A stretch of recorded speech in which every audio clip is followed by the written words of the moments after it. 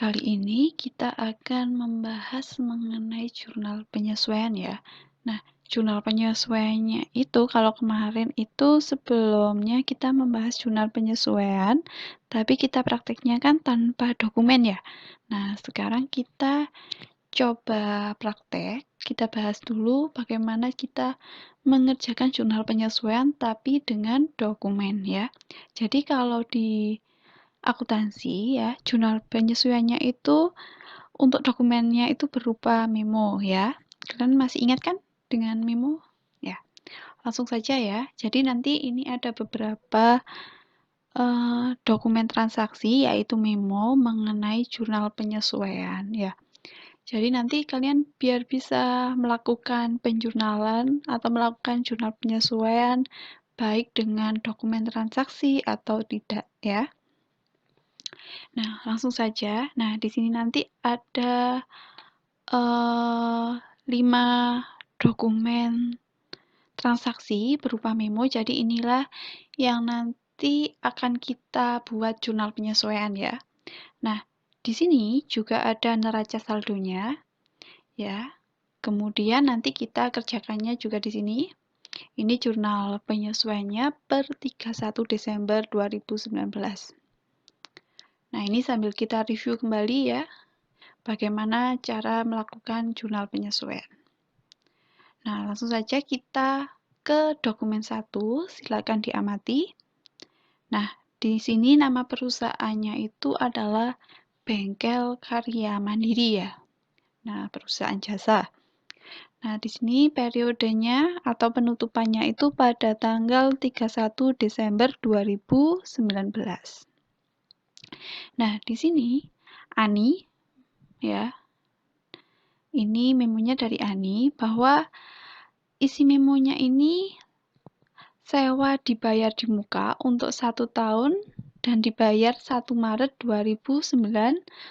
Jadi inilah yang nanti akan kita buat jurnal penyesuaian. Kalau biasanya kita langsung ya data penyesuaiannya. Misalnya 1, sewa dibayar di muka untuk 1 tahun dibayar 1 Maret gitu ya. Nah, itu sama aja sebenarnya. Tapi kalau di sini kita pakai dokumen transaksi gitu ya. Nah, di sini jadi penyesuaian yang pertama itu mengenai sewa dibayar di muka, di mana pembayarannya itu pada 1 Maret 2019. Berarti ini tergolong sama beban dibayar di muka. Mungkin kalian bisa lihat dari materi yang pernah diberikan sebelumnya ya. Nah, di situ untuk beban dibayar di muka, kan ada 2 pendekatan ya. Ada pendekatan harta, ada pendekatan beban. Nah, kalian harus memilih kan? Nah, kita harus lihat ke neraca saldonya dulu ya. Terkait sama sewa. Nah, untuk sewa, nah di sini yang ada adalah sewa dibayar di muka. Nah, dia termasuk dalam golongan harta. Berarti kita pakai pendekatan harta, di mana kita harus menghitung biaya yang telah menjadi beban atau yang telah terpakai, gitu ya. Nah, jadi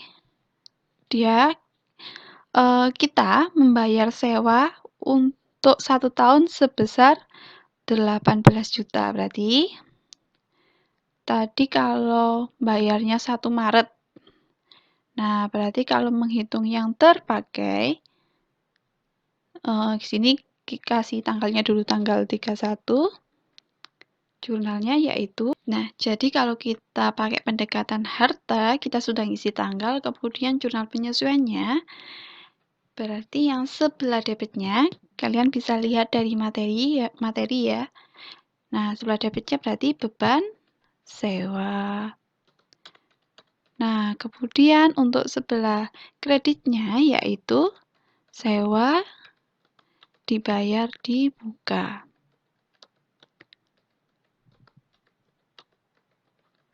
Kemudian untuk ref-nya itu kita kosongin dulu ya. Nah, kemudian untuk nominal di debit kredit, nah ini harus kita hitung terlebih dahulu. Jadi tadi kan bayarnya tanggal 1 Maret ya. Kemudian kita bayarnya itu sebesar 18 juta. Nah, berarti kita kan menghitung yang terpakai, soalnya kita pakai pendekatan harta. Nah, jadi sini kita hitung dulu.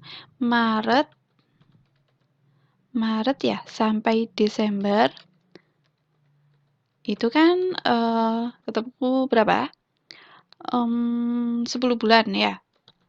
Nah, kemudian jadi 10 bulan kita menghitung yang telah terpakai, 10 bulan, 10 per 12. Nah, 12 ini berasal dari ini. Membayarnya untuk 1 tahun ya. Membayar untuk 1 tahun, jadi 12 bulan ya. Jadi 10 per 12, kemudian dikali dengan 18 juta.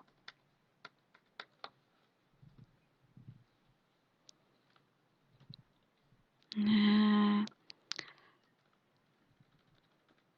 nanti akan ketemu 15 juta.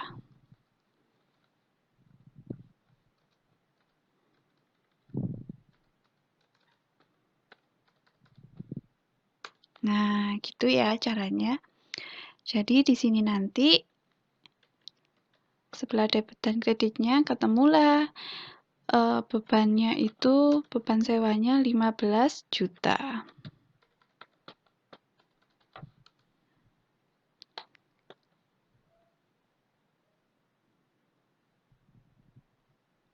Nah, gitu ya.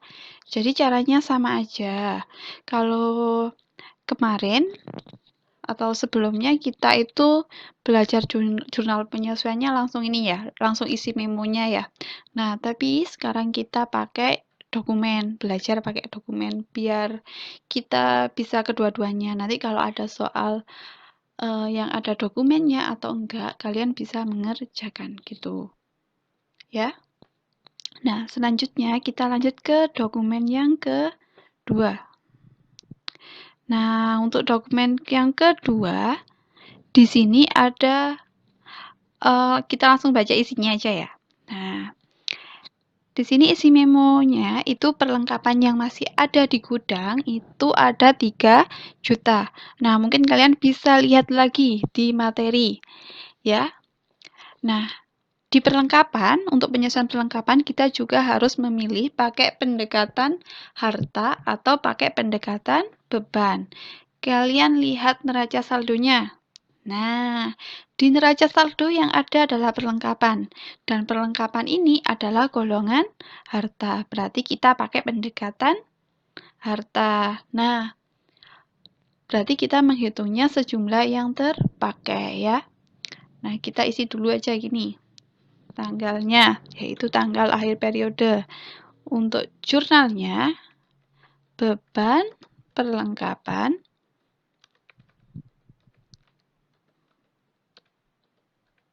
kreditnya adalah perlengkapan.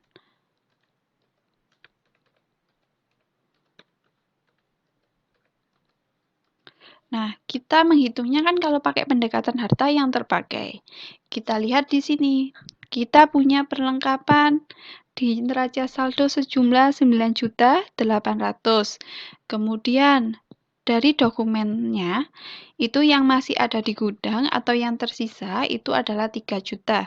Jadi, langsung ya sini, 9.800.000 dikurangi dengan 3 juta yang ada di dokumen tadi ya, yang tersisa. Nah, maka ketemulah yang terpakai yaitu 6.800.000. Jadi nanti di sini kita masukkan di debit kreditnya yaitu 6.800.000. Nah, gitu ya. Sudah ini untuk perlengkapan.